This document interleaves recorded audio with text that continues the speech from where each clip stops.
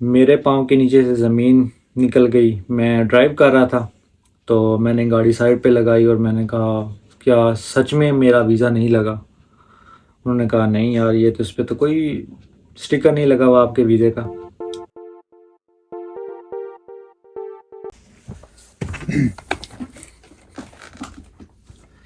Hello guys, welcome to another vlog. उम्मीद करता हूँ आप सब लोग ठीक होंगे। इस वीडियो का टॉपिक तो आपको टाइटल से पता चल ही चुका होगा। अभी शाम के 6 बज रहे हैं और मैंने अभी नाश्ता किया है।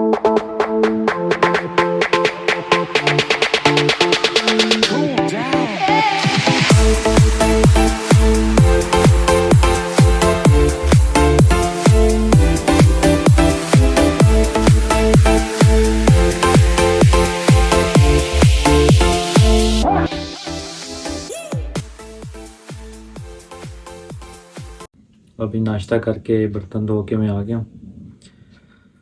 यहाँ भाई नाश्ता भी खुद बनाना पड़ता है, बर्तन भी खुद धोने पड़ते हैं, कपड़े भी खुद धोने पड़ते हैं, अपने सारे काम आपको खुद करने पड़ते हैं। चलें अब आते हैं मेन टॉपिक की तरफ आ जाते हैं। मैंने स्पेन का वीज़ा कैसे हासिल किया।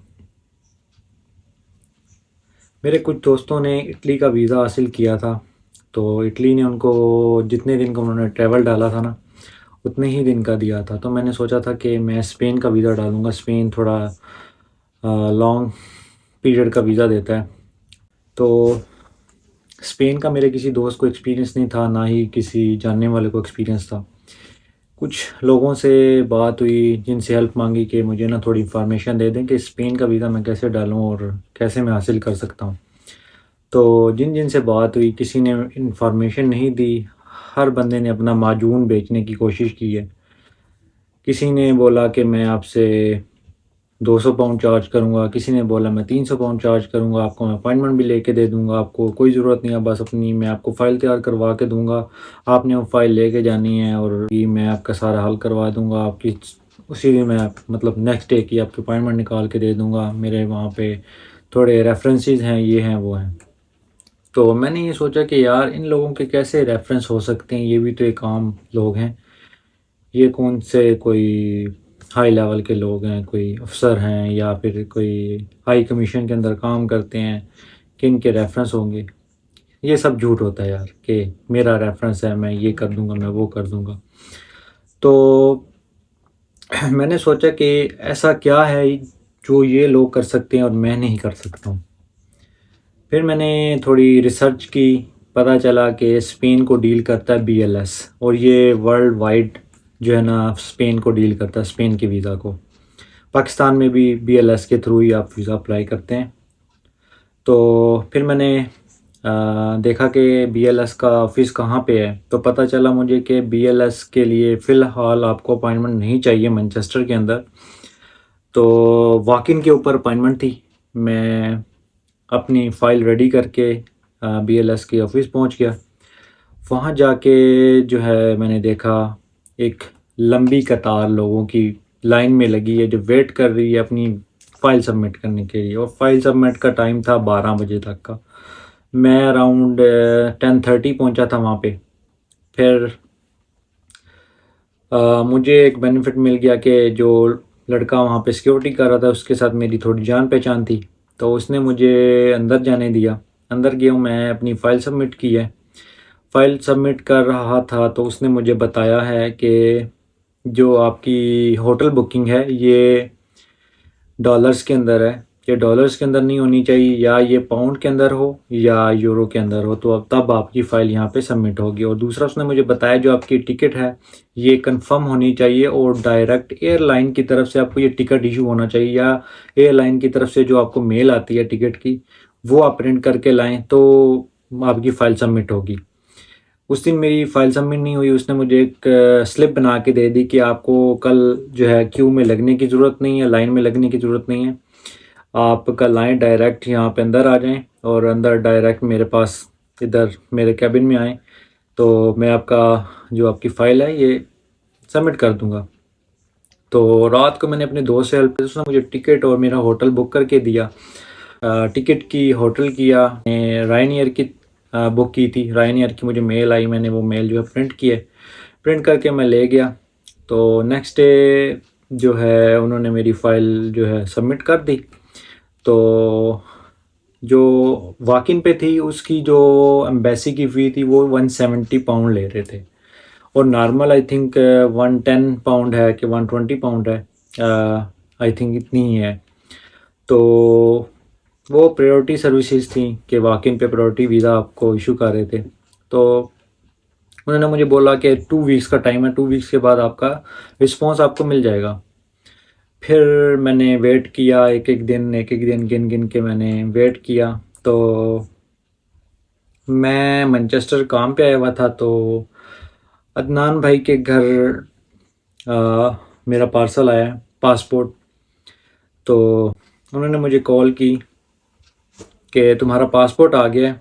तो मेरा जो दिल था कोई 200-300 की स्पीड से धड़क रहा था, और एक एक्साइटमेंट भी और डर भी कि क्या होगा, वीज़ा लगा होगा कि नहीं लगा होगा, कोई पता नहीं है।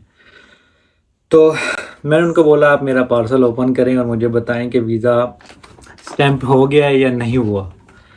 तो उन्होंने जब पासपोर्ट ओपन किया मुझे बताया कि तुम्हारे पासपोर्ट पे तो कोई वीज़ा नहीं लगा हुआ, सिर्फ एक ही वीज़ा लगा है, वो जो यूके का वीज़ा लगा हुआ था वही है, तो उसके अलावा कोई वीज़ा नहीं लगा हुआ।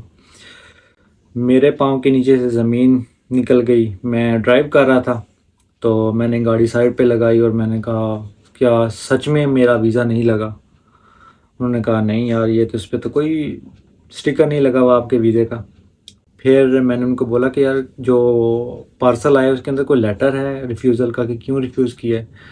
तो फिर उन्होंने कहा मर ना जाई, तुम्हारा वीज़ा लग गया है। मैंने वहाँ पे शुक्र अल्हम्दुलिल्लाह पढ़ा, तो मुझे पहला जो वीज़ा मिला था स्पेन का वो मिला था 1 महीने का, और मुझे एंट्रीज़ मिली थी दो एंट्रीज़ मिली थी मुझे।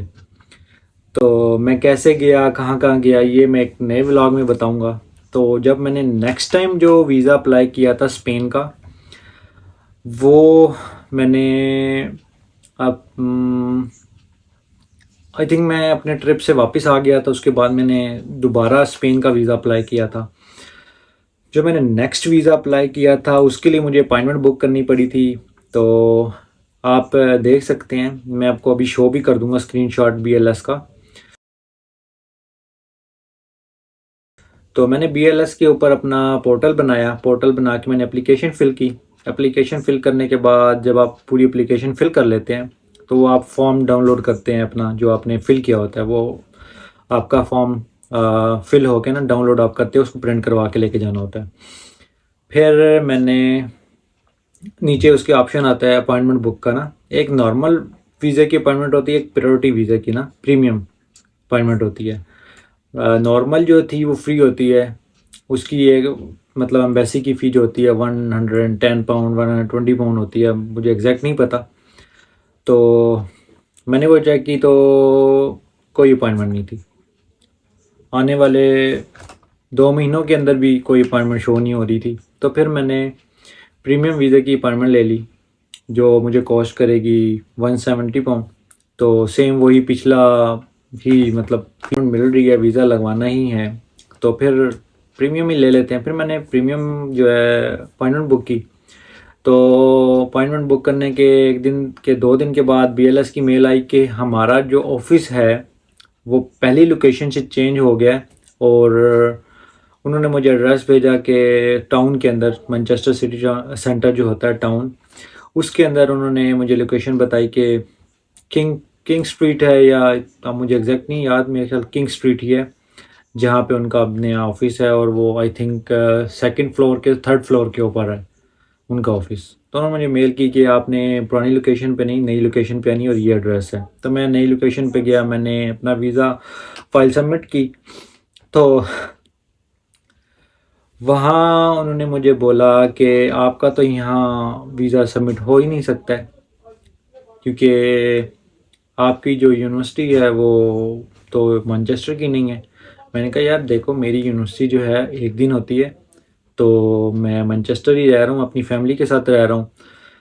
मेरा जो प्रीवियस वीज़ा लगा है मैंने मैनचेस्टर से ही लगवाया है और मेरे जो एड्रेस हैं वो सारे मैनचेस्टर के हैं। और मेरे एड्रेस देखे तो फिर उन्होंने मेरी फ़ाइल सबमिट कर ली और वहाँ बहुत से लोगों की वो फ़ाइल सबमिट नहीं कर रहे थे जिनकी यूनिवर्सिटी लंदन की थी या मैनचेस्टर ग्रेटर मैनचेस्टर के बाहर की थी यूनिवर्सिटी, उनका वो किसी का भी वो वीज़ा यहाँ पे सबमिट नहीं कर रहे थे। फिर उन्होंने मेरा वीज़ा सबमिट किया तो आई थिंक 13 दिन के बाद 14 दिन के बाद मेरा वीज़ा आ गया था घर। तो अब उन्होंने मुझे वीज़ा दिया था 3 महीने का। अभी मेरे पास वैलिड वीज़ा है। आज डेट हो गई है 20 नवंबर। तो मेरे पास 5 फ़ैब तक का वीज़ा है। मेरा वीज़ा एक्सपायर होगा 5 फरवरी 2024 को।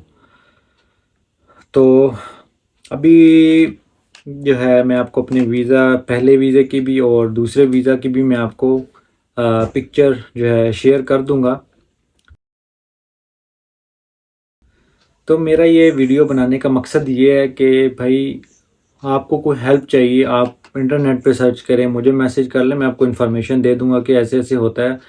और ये कोई इतनी बड़ी रॉकेट साइंस नहीं है कि आप खुद नहीं कर सकते हो। यहाँ पे आप जिससे हेल्प माँगोगे यार वो आपसे पैसे माँगेगा। मैंने अपने वीज़े के बाद मैंने अपने काफ़ी दोस्तों के वीज़े अप्लाई किए हैं, ठीक है। अल्हम्दुलिल्लाह अल्हम्दुलिल्लाह सबके वीज़े आए हैं। किसी का कोई ऑब्जेक्शन नहीं लगा, किसी का रिफ्यूज़ नहीं हुआ, ठीक है। किसी से एक सिंगल पेनी चार्ज नहीं की, ना ही उनको बोला कि यार मैं ये पैसे लूँगा क्योंकि मैं आपकी हेल्प कर रहा हूँ। हाँ, ट्रीट तो ज़ाहिर है बनती है यार, सबसे ट्रीट लेनी चाहिए। जब मेरा पहला वीज़ा आया था तो मुझे अदनान भाई लोगों ने पासपोर्ट नहीं दिया था मुझे। उन्होंने मुझे बोला था कि तू हमें अब्बासीन खिलाएगा तो उसके बाद हम तुम्हारा पासपोर्ट हमें तुम्हें वापस करेंगे। फिर मैंने उनको अब्बासीन की ट्रीट दी। मुझे मेरा पासपोर्ट तब मिला और मैंने ऑलमोस्ट 2 वीक के बाद अपना पासपोर्ट देखा है कि उसके ऊपर वीज़ा कैसा होता है, कैसा लगा हुआ था। मैंने अपना वीज़ा नहीं देखा 2 वीक तक। कहने का मकसद ये है कि भाई आप खुद सब कुछ कर सकते हो। आपको जो चीज़ समझ ना आए आप गूगल करो, मुझसे पूछ लो, मैं आपकी हेल्प कर दूँगा, ठीक है। मैंने अपने 1-2 दोस्तों की कनाडा की भी फ़ाइल लगाई है, अमेरिका की भी डाली है, ठीक है। तो एक मेरा दोस्त है, उसकी जो है अमेरिका का वीज़ा अप्रूव हो गया है, मैं उसके साथ ही गया था इधर लंदन में। तो अल्हम्दुलिल्लाह उसका वीज़ा लग गया। इसकी भी मैं एक वीडियो अलग बनाऊँगा इंशाल्लाह। और काफ़ी कुछ हैं वीडियोस मेरे पास जो मैं नेक्स्ट आपको दिखाऊँगा और आपको इन्फॉर्मेशन दूँगा इटली की, अमेरिका की, कनाडा की, पुर्तगाल की। तो इंशाल्लाह मैं जल्द ही एक नई वीडियो के साथ आपके सामने आऊँगा और नई इन्फॉर्मेशन आपको दूँगा। तो मिलते हैं नेक्स्ट वीडियो में। अल्लाह हाफ़िज़।